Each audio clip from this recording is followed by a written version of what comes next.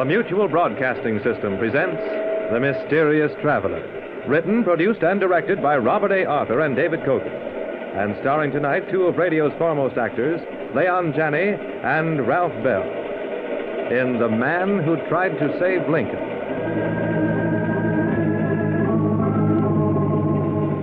This is The Mysterious Traveler, inviting you to join me on another journey into the realm of the strange and the terrifying. I hope you will enjoy the trip, that it will thrill you a little and chill you a little. So settle back, get a good grip on your nerves, and be comfortable, if you can, as we hear the strange story that I call The Man Who Tried to Save Lincoln.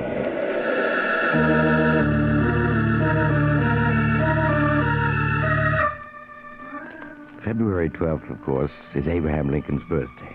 And next April 14th is the anniversary of his death at the hands of an assassin.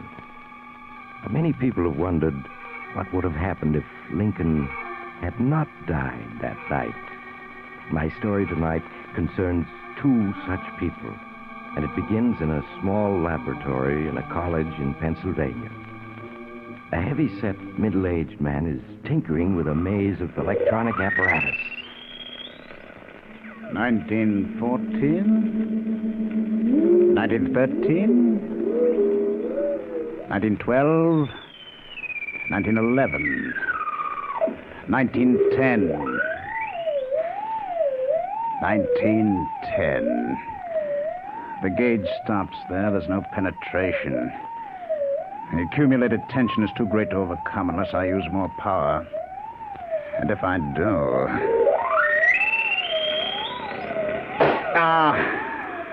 just as I expected, the field coil blew out. 39 years penetration, and there I stick. Maybe if I get a more powerful tube. Hello, Professor Hodges speaking. Professor Hodges? This is Miss Erskine. Mrs. Erskine? Oh, Professor Hodges, you've forgotten. I have? Forgotten what, Mrs. Erskine? My tea, Professor. Oh, it was very naughty of you, but I know how absent-minded professors are, so I'll forgive you if you'll come right over. Oh, yes, your tea. The truth is, Mrs. Erskine, Now, I'm not going to let you say no. The dean is here, and some very attractive young women, and someone you surely want to meet. I do? Oh, yes, Tom Morrison. You know, he just wrote that wonderful book, If Lincoln Had Lived, You Must Meet Him. Oh, yes. Is he any relation to former Professor Henry Morrison? His son. Now, you will come, won't you, right away? All right, Mrs. Erskine. Maybe I need some social life to take the cobwebs out of my brain.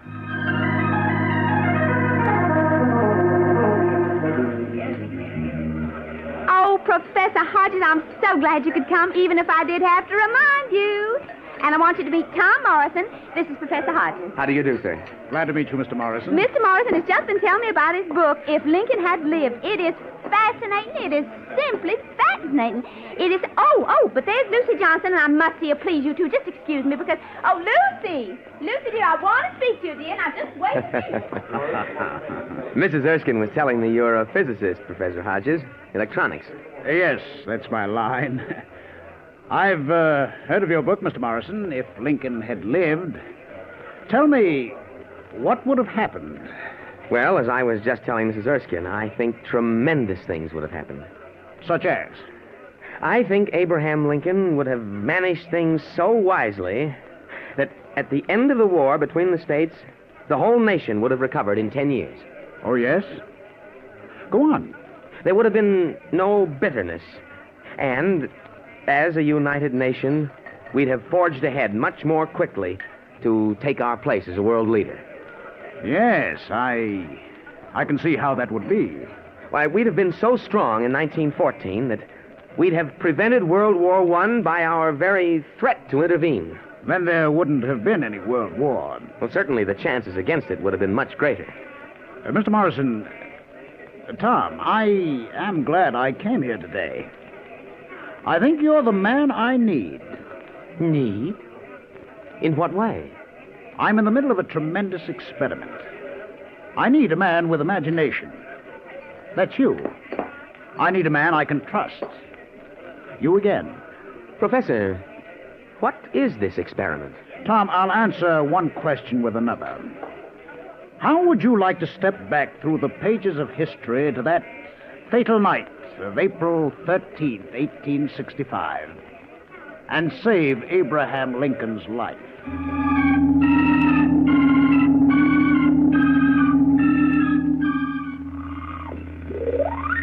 These are the instruments I've been working with, Tom. They don't look like much, I guess, but they work. Up to a point, that is. So that's what a time machine looks like.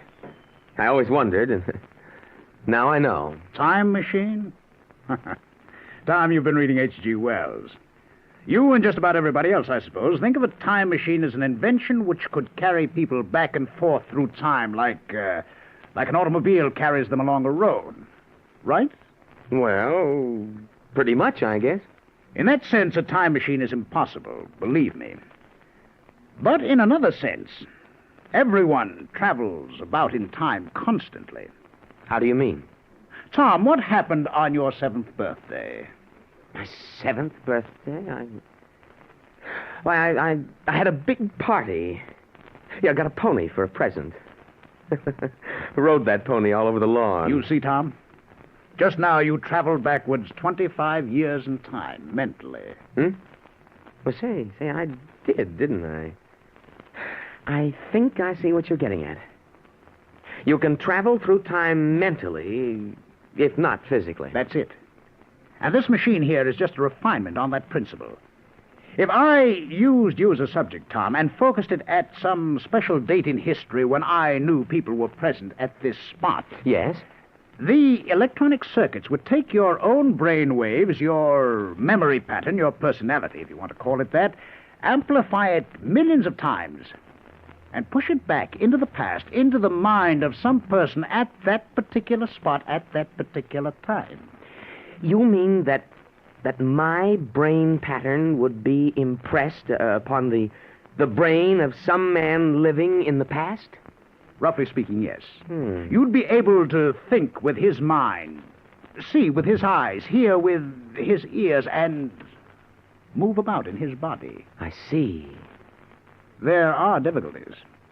For instance, suppose your mind finds itself inside the brain of a very strong-willed individual. Yes? You will probably be helpless, unable to influence his actions in any way.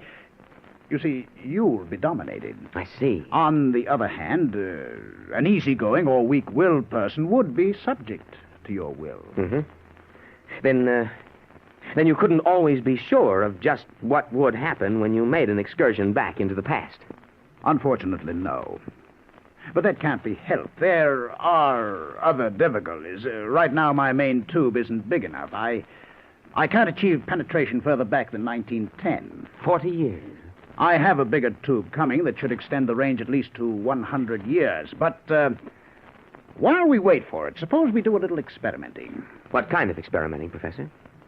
Tom, tomorrow, how would you like to go on a little jaunt back to the year 1912?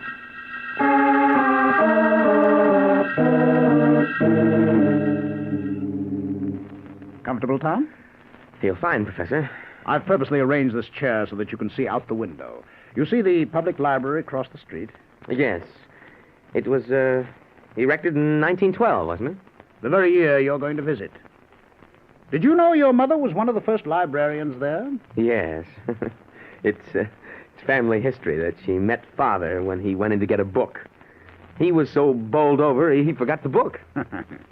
He also forgot to sign the library card in the back of it. I have the very book right here.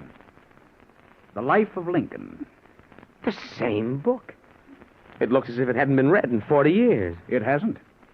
Here's the card. Here's the line where your father should have signed his name. Perfectly blank. Dad certainly must have been smitten. That's just the point. Tom, I know it's possible to send your brain pattern back in time, but is it possible for you to change anything that happened then? To change anything? I hadn't thought of that. If the past has happened, it's fixed, isn't it? It can't be changed. I think it can. That's what we're going to test. Tom, I'm going to send you back to that day your father met your mother. I'm going to force your mental pattern into your father's mind. Good Lord. Yes. You'll see with his eyes, think with his mind, move with his body. And Tom, you are going to sign this library card. Sign the card. Right. You're going back to noon, July 10th, 1912. According to the timestamp on this card, the book was delivered at that exact moment. I see. And I'm to sign the library card that never was signed. I'm to alter the past. If you can. Maybe you won't be able to. But try, Tom. Try. Concentrate every power of your mind on it. I will. But you have the book and the card here. They're not in the library. Ah, they are. Back in 1912. Oh, of course. I was forgetting. Ready? Yes. Sit back. Relax. I'll attach the headpiece. There. Now concentrate your mind on the thought, noon, July 10th, 1912. Repeat it over and over mentally. I understand. It'll take a few seconds. You may experience a period of dizziness. Be prepared for anything. Noon, July 10th, 1912. Noon, July 10th, 1912. Noon, July 10th, 1912. Noon, July 10th, 1912. Mr. Morrison, what is it? Are you ill? I felt dizzy for a moment. Well, where am I? Why, this is the public library, and I have the book you called for, The Life of Lincoln. Why are you staring at me so oddly, Mr. Morrison? You? I've never seen you before, have I? Why, no. I'm Miss Andrews, the assistant librarian. I just started work here today. Miss Andrews. Is this July 10th, 1912? Why, yes, of course. Oh, what time is it? Well, the clock is just striking noon. Oh, yes, of course. Why did I ask that? I know perfectly well it is. It's as if there were a voice in my mind. It's odd. Are you sure that you feel all right, Mr. Morrison? Of course I do. Just a little giddy. That's the effect of love at first sight. Mr. Morrison? Oh, I mean it, Miss Andrews. Will you have lunch with me? Now, right away, so we can talk. Why, of course I will. Will. Thank you, Miss Andrews. Get your hat. It is lunchtime, isn't it? Why, yes, I believe it is, Mr. Morrison. But the book, don't you want me to sign it out for you? Oh, bother the book. Lincoln can wait. But there's something. Yes? I'm trying to remember something. The card. Yes, I have to sign the card. Well, not if you don't wish the book. Yes, but I do. Something tells me I must. I don't know why. Give me the card, please. Yes, of course. And a pen. Here you are. Now, I'm feeling dizzy again. My name. Tom. No, not Tom. Henry. What's wrong with me? Henry Morrison. There. Now Mr. Morrison. Mr. Morrison, can I get you a glass of water or something? It's okay.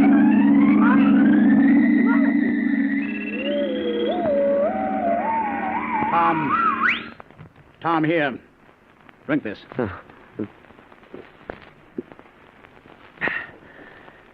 Thanks, Professor. Oh, it's better. I am over my dizziness. What happened? Tell me. Well, there was an instant of dizziness. Then I opened my eyes, and Professor, I was standing in the public library, talking to a young woman. The woman who was later to become my own mother. Go on, Tom. Yes, it was noon, July 10th, 1912. And I seem to be inside the mind of someone else. Someone who went on talking and acting as if I didn't exist. Of course. Your mental pattern was being superimposed on his mind. Your father-to-be. Yes. Yes, I tried to make him realize I was there. I exerted all my willpower. Then I think he signed the library card. And I'm not sure. Everything got far away and dark then, and I was sitting here with you back in 1950. We'll know in a moment if he did sign the card. If you did change the past, Tom. I'll open the book. If the card was signed, the signature will be there now. It'll have to be there. Look. It's signed. Henry Morrison. My father's signature. And look. He started to sign it Tom, and then he crossed out the Tom and wrote in Henry. That proves your personality was dominant for a moment. We can do it, Tom. We can reach back into the past and save the life of Abraham Lincoln. And change the whole course of world history since 1865. As soon as the bigger tube gets here, we'll try further tests, send you back further. Tom, how would you like to be present to hear Lincoln deliver the Gettysburg Address?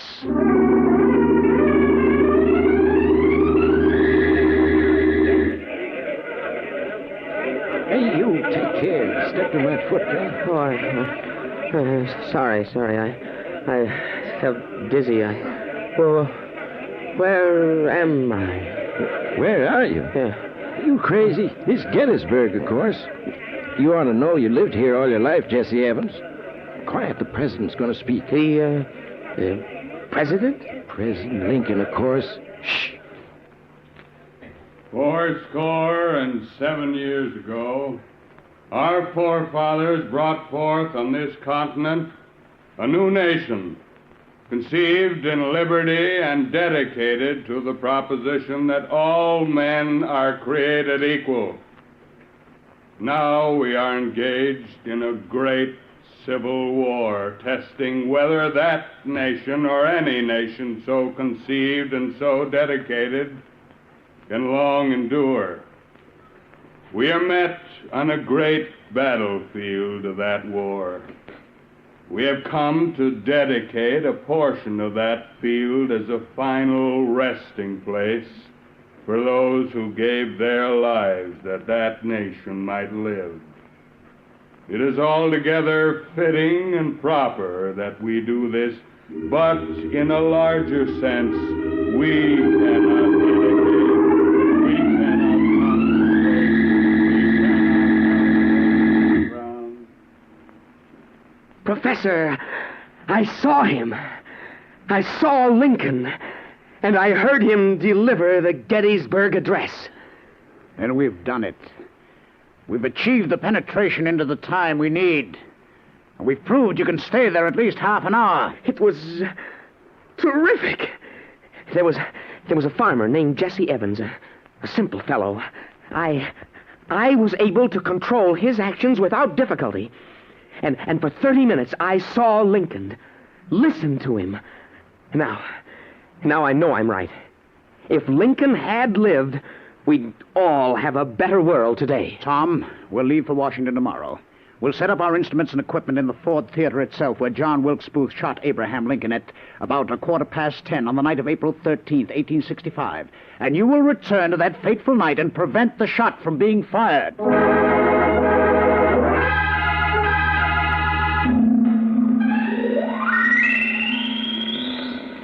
Well, everything seems to be working. I was afraid the trip by truck might have jarred the main tube. How still it is here. How hushed. Listen to the silence, Professor. It's as if not a single sound had been uttered here since the night Lincoln was shot. Well, Tom, considering this place is a museum now, and maybe 1 million people have visited it... Still, the atmosphere of silence is here. Think of it, sir. Through that doorway, Abraham Lincoln walked. Across those boards. Up those stairs. Walked unknowing to his death. while John Wilkes Booth lurked outside, a loaded pistol in his pocket. I know what you mean, Tom. Now let's plot our strategy. We have the place to ourselves until tomorrow morning. Let's try to imagine this theater as it was, April 13th, 1865. Let's figure out just where everyone was, so far as we know.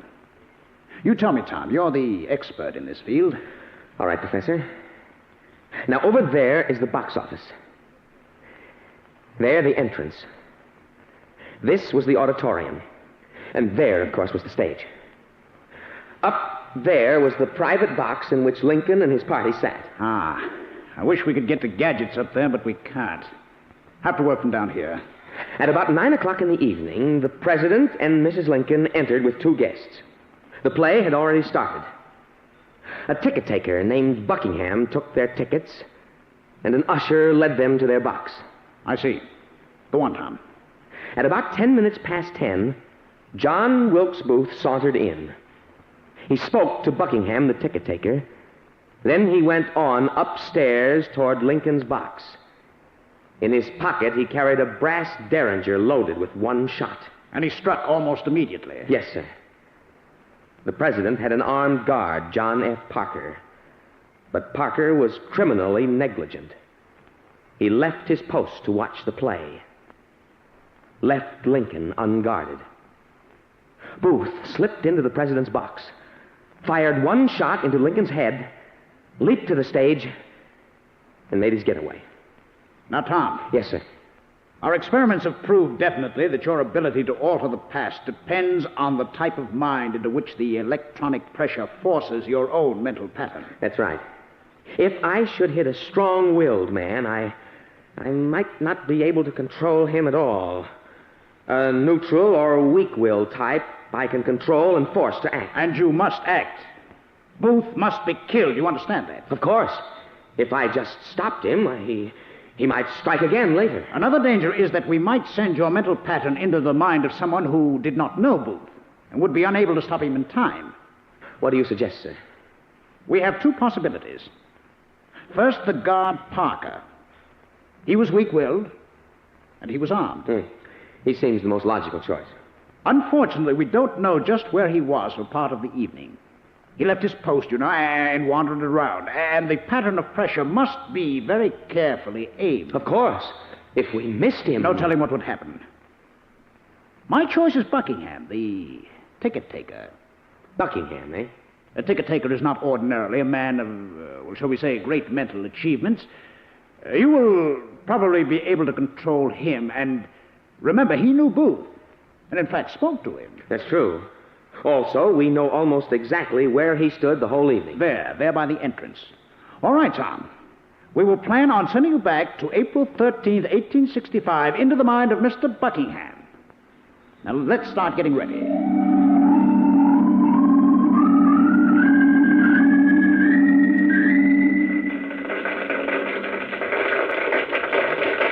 Steady, man, steady. You almost fell then. What's the matter, fella? You drinking again? Oh, am I... Why, this is Ford's Theater, of course. What's wrong with you? Oh, I'm all right. Thanks. Just dizzy for a minute. So I'm there. On the scene. Ford's Theater. The night of the assassination of Abraham Lincoln. Yeah, what's that? What about Lincoln? He's here tonight, you know. Yes, I know. The lobby. Ford's Theater. April 13th, 1865. We've done it. And I can't fail. I can't. Quiet. The play's going on, you know. You mustn't disturb the president. No. The president. Yes. The president. He mustn't be disturbed.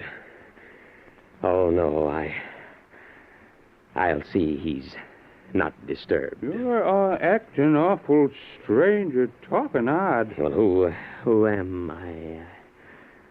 Tell me, who am I? Is my name Buckingham? Buckingham? That's a good one. Tell him, Harry, is his name Buckingham? It can't be. You're Buckingham. You? You're Buckingham? That's right, fella. Say, how much did you have to drink tonight? Nothing. We missed. Somehow. We missed. But it won't make any difference. It won't.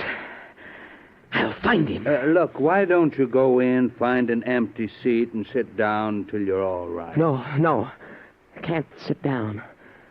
Got to find someone. Who? Lincoln. Yes, President Lincoln. And John Wilkes Booth. Got to find them. Save. Kill. Harry, help me to hold him up. He's staggering. I'm dizzy. Got to concentrate on Lincoln. On Booth. Concentrate. There's no liquor on his breath. He's ill. Better get him outside. No, I'm all right. It's 10 after 10. I have something important to tend to.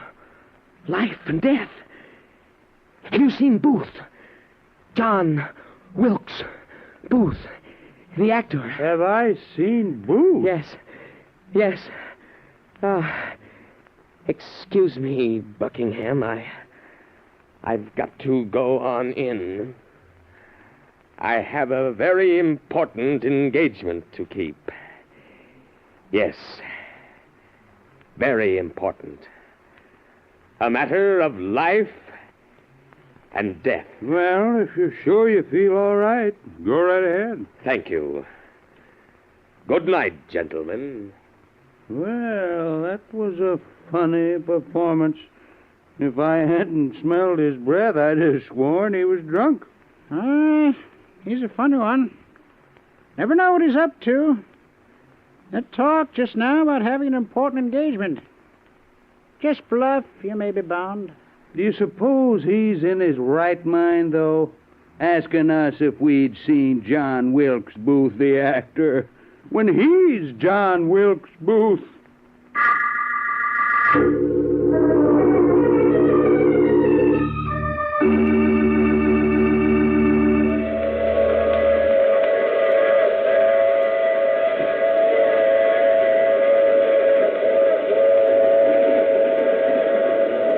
This is the mysterious traveler again. Did Tom and Professor Hodges succeed?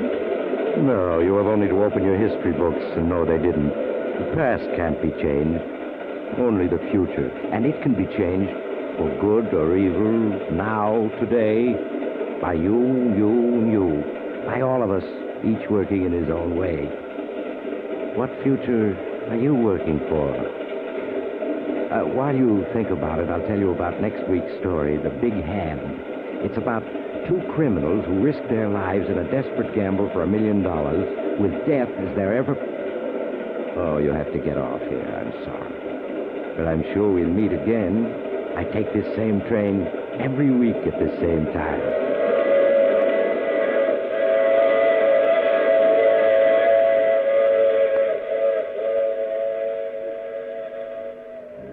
You have just heard The Mysterious Traveler with the title role played by Maurice Tarplin. In the cast were Leon Janney, Ralph Bell, Miss Leslie Woods, and Raymond Edward Johnson. Original music composed and played by Al Finelli. This is Bob Emmerich speaking. This is the world's largest network, the Mutual Broadcasting System.